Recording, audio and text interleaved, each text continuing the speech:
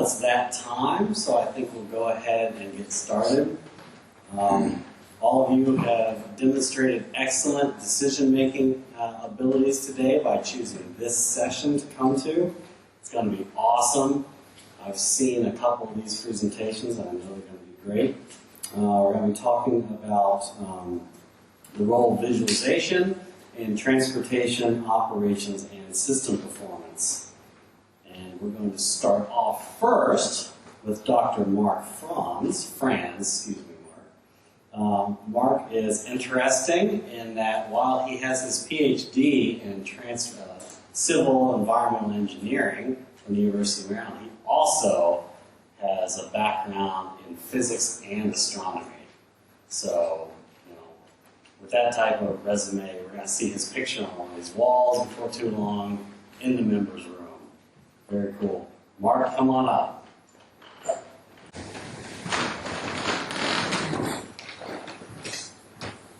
Good afternoon. As Mike said, my name is Mark Franz. I'm a transportation analyst at CATT. I work with Michael. And today I'm going to be presenting our research on development and enhancements to a bottleneck analysis tool using vehicle product data. Okay, let's see. So, this is the objectives of the presentation today. I'm more or less going to highlight the work that we've done in our Pro Data Analytics Suite. That's going to be showing the interface that users can go in and select area or road segments to analyze. Then the outputs on the visualizations underneath the presentation showing the different ways that we can rank and visualize the impacts of individual traffic bottlenecks. I just need these first couple of slides. The rest are just visualizations. So when we talk about bottlenecks and why they're important, because they obviously result in delay and frustration for drivers, wasted fuel, wasted or increased emissions, and also secondary crashes can occur from cars being in a queue. So how do we make decisions on where bottlenecks are and how should we intervene to make them better? Well, the current state of the practice is, I guess traditionally is using detector data, knowing where the volumes of cars at and when the density is increased. But obviously that's limited because we only get measurements at that particular spot. For those who are familiar with the DC area, we have traffic all over the place recurring during the AM and PM peaks. So, and if you're stuck in it, you're going to say, well, that's the worst bottleneck that there could be. But we need more of a more objective way of measuring that. With GPS technology advancing in the last 10 to 15 years, we're able to collect data on travel times on each individual segment now, which allows us to do the measurements on each individual segment to come up with estimates of which bottlenecks are actually more severe than others, which we can use to make informed decisions on where we should invest limited amount of funding for congestion mitigation strategies. So that's sort of what we're going with. We're developing a tool within CATT Lab, where we have developed a tool that I'll be presenting today on how we can use that data to rank the bottlenecks and visualize their impacts over the states and time. Okay, so the challenge, of course, is that congestion is kind of complex. Queues can start somewhere and shift upstream or downstream. They can merge with other queues. So we came up with an algorithm that helps to estimate that using vehicle product data, which is tied into our ranking algorithm. So full disclosure, I'm not going to go into the details of that today because this is a visualization conference, but I'll just briefly mention a high-level description of the algorithm that we use and then get into the visualizations. So my objective is to present today the tool that we've developed that will has the following objectives: to allow for intuitive data querying efficiently and effectively, allows the users to identify and rank the bottlenecks, and then it can produce various different outputs to help them visualize the outputs and see what the impacts are, as I said, both spatially and temporally. So this is what our initial user interface looks like. So this is the landing page for our bottleneck ranking tool within our Pro Data Analytics Suite. You come to this page and the users can query the database. So we have Pro data from 3 different vendors. Inrix, TomTom here. We now have we have NPM RDS data as well, so they can select the vendor that they want. They can also select the so they have different ways of selecting the regions. So they can select the entire state, interstates, functional class, They can select certain roads just by typing in typing in the name of the road. They can pull it up. Certain segments of the road, the entire road.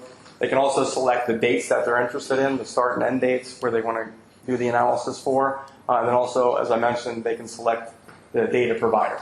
So as they go through and make the selections, we provide a map to them to let them know what segments have been selected for the analysis that they want to do.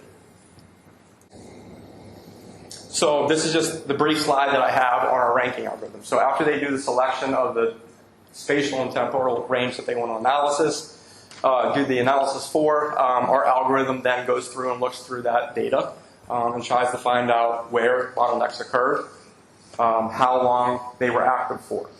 And then we have a metric that we come up with, an impact factor that takes into account the queue lengths that result from each of the bottlenecks and how long those queues lasted for, essentially.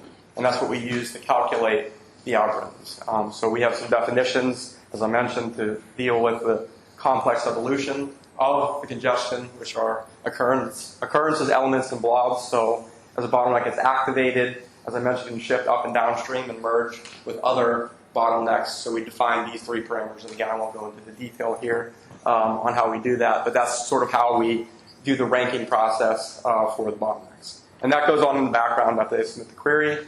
Then a minute later, they get the output. So this is the output page of our bottleneck ranking tool.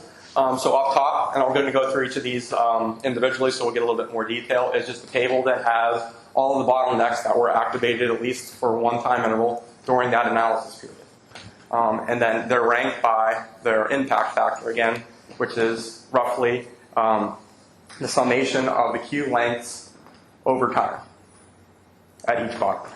So you get that entire list. It's supplemented by a map.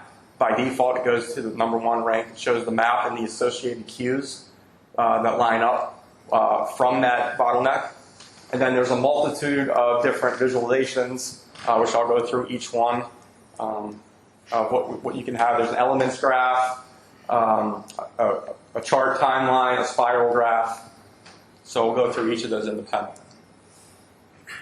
So here's just a zoomed in version of what the output table looks like. So again, within each row of the table are the bottlenecks. And we have the different metrics that we're using to summarize what was the average max queue length, how long did it typically last in a day, that particular queue, and then the total duration for that analysis period. So those are the sort of components that are used to develop the impact factor. And by clicking on it, you can show the map and the associated graphs for each of those bottlenecks that are within the list. So on the map itself, you have the option to turn the events that occurred during that time period on or off. So this can give you an indication of if there's a lot of incidents there, then this might be a sign of non-recurrent congestion. It could be weather or just crashes. If there's not as many incidents there and you're just seeing just a regular pattern, which I'll show on another graph, you can say that the most problematic cause of that bottleneck is non-recurrent congestion, just a regular demand pattern that's causing it. So when you can hover over each of these incidents, and if there's more than one, it'll cluster down and show you the various incidents that happened during that analysis period. And that was affected, this particular audit, 19 out of the 31 days when I ran the query for all interstates in Maryland for January of 2017. So another visualization is the bottleneck timeline. So this is just a standard chart with the first day of the analysis period, which was January 1st, down to January 31st. On the y-axis, and then on the x-axis are the hours of the day. So then the color charts show that the queue lengths of 2, 5, and 8 miles. And then again, when you hover your mouse over this chart, any particular area, it gives you some summary statistics. So I highlighted there was an incident here. It was a crash with injuries involved, which was a red diamond. And you can see that there was probably some lane closures that went on in the middle of the day, where there wasn't on any other day really too much congestion, but because of that crash, there was a small queue that built up. But then again, you can also look to see on this chart for this particular bottleneck there is a regular pattern of recurrent congestion that occurs from about 4 to 6:30 p.m. every 5 days, and the 2 days in between are the weekends. So you can sort of use this data to analyze what are the causes of congestion at this particular area. So related to that, this is just another way of presenting sort of the same information. It's a spiral graph with the inner loop of the graph being the start of the analysis period, so January 1st, all the way to the outside part would be January 31st. And again, we use the same graphics to show the cues that are associated with each day. And again, you can see this recurrent pattern using the same idea that we did in the previous chart. And again, we're still plotting all of the events that happened on that day. Again, you can scroll over your mouse over and get more information about any of the 1 cues, about its typical duration, average cue length for that period, things like that. So this is one of our newer visualizations. It's called an elements graph. So what it does is it sort of summarizes what the impacts of a particular bottleneck were over both space and time. So you can see the road layout here with arrows indicating the direction of flow. And we have selected the #1 ranked bottleneck. But it shows other nearby bottlenecks on this map as well. And then on the x-axis is the hour of the day. So you have space and time, and then we show the average over the analysis period for each of those. So when you scroll the mouse over the chart, it'll highlight and show you some additional information about the typical congestion that occurred during that time period based on its average. We also project the total number of hours that it was within bottleneck for that analysis period, which is a summation of the x-axis. Then you can also see applied the summation of the y-axis, which is the total queue length that was being affected by that bottleneck for that time. So we have different ways of showing that information in both space and time. So in conclusion, this is a chart that sort of summarizes the usage of this tool within our Probe Data Analytics Suite on any given month. We have over 4,000 users of it. A lot of public agencies use this to do congestion reports on a monthly basis, and then tie that into oftentimes an annual mobility report. Tomorrow I'm going to be presenting again. So we got a new data set on trajectory data, which has waypoints. So we're using that to help identify and better understand individual travel behavior patterns that relate to and contribute to congestion. So that'll be tomorrow. I'll be presenting on that. And we're also working on an algorithm that's going to be integrating an estimate of user delay. And it's a little bit challenging to do that in real time, but we're coming up with some metrics that are going to help us get a little bit closer to doing that. So then rather than just looking at queue lengths and how long the queue lengths are, we're going to try to estimate what's the amount, the monetary cost of that particular bottleneck at any particular time. That concludes my presentation. This is my contact information, and I look forward to your questions at the end. Thank you.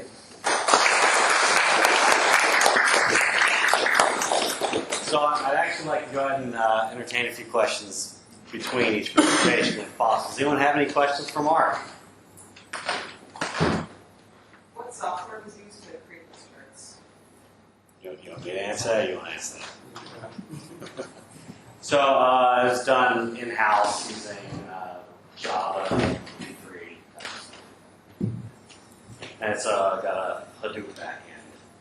Good. Any other questions for Mark? Can you talk a little bit more in detail about how you use that to find the exact place of the cause of the bottleneck, other than The exact location? Yeah. How do you Yeah, do so each data provider has a shapefile map that they use to define segments. They're called TMCs, traffic message channels. Yes, thank you. So we look at the relative speeds or reference speeds, we call it. They can use historical speeds or the posted speed limit to activate the bottleneck. So once it drops 60% of the reference speed or less is when it becomes activated as a bottleneck. And then we count the number of intervals that it's within that condition. So that's how it's activated. And once it starts doing that, it adds up the sum of the lengths of consecutive segments that are upstream or downstream of the TMC.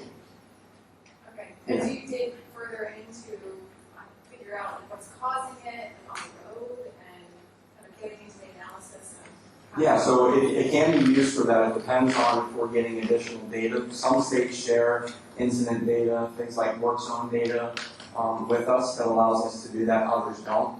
So when it happens, it's just the nature of what other additional data can be used to support it. Oftentimes, especially on the I-95 corridor coalition, we have a lot of states that share that data. So we're able to supplement the pro data with other data sources like incident data, work zone data, things like that, and even sometimes weather. But that said, it doesn't come out and tell you Yeah. the problem is because of X. Right. It tells you it's a problem, and it overlays other things on it where an analyst could then make a judgment call, but it doesn't exactly tell you why. Any other? Is there a minimum distance required for a bottleneck to be activated? Right now, it's not based on distance, it's based purely on time and a speed threshold. So it has to have dropped below a particular speed for the amount of time, so it's 10 minutes at least, continuously, 5 minutes, something like that. But yeah, there's no distance. That said, we did have some issues early on, especially on arterials, with seeing short distance, short duration bottlenecks that were pretty recurrent. And so there is a filter built into the tool that you can turn on and off that will then limit the bottlenecks to a mile or greater or something like that.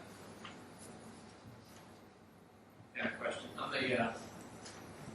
the estimating queue length versus segment, how do you validate the accuracy of the algorithm? Well, so validating the algorithm is tough, right? So we've done a lot of experimentation over the years. This is like I think it's coming up on 10 years of having some version of this functionality available.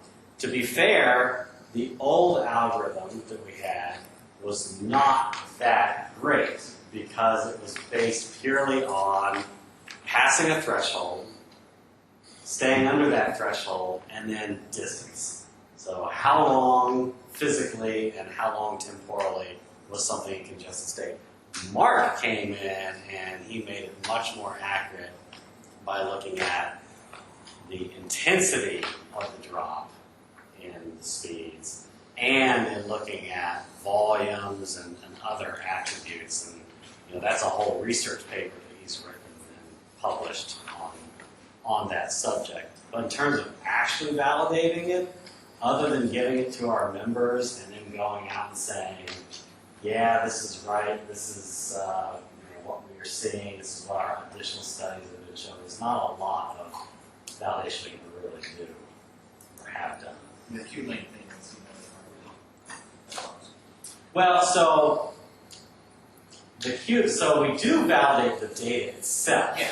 So we'll go out with ears data, for example, and we'll put down Bluetooth detectors on the road and try to find congested locations and try to verify that the data is accurate. And by and large, the data has been phenomenal and we love it. And so with respect to that, we think it's pretty accurate.